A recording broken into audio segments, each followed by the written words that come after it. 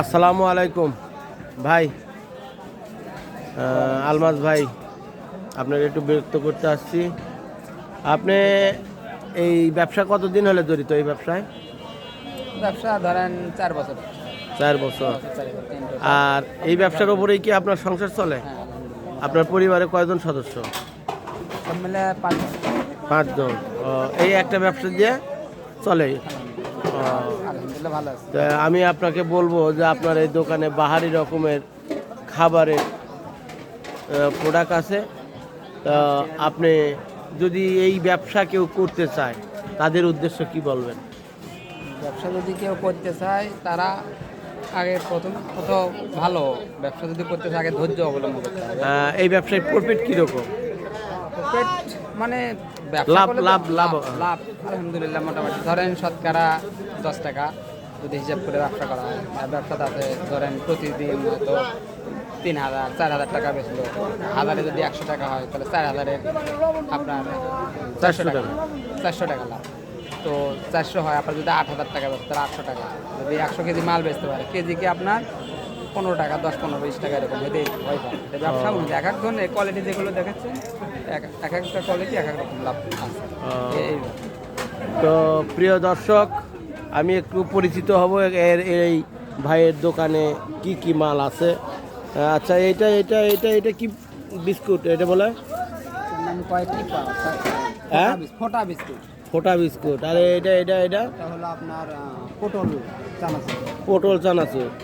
আর এটা এটা হলো কলা টোস্ট। কলা টোস্ট। এটা এটা হলো বেলা বিস্কুট।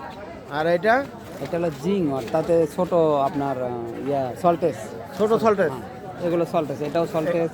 এটা ভালো সল্টেস, এটা মুন্টু বর্ষাক সল্টেস। এটা হলো আপনার মিল্টন মিল্টন সল্টেড। সল্টেস।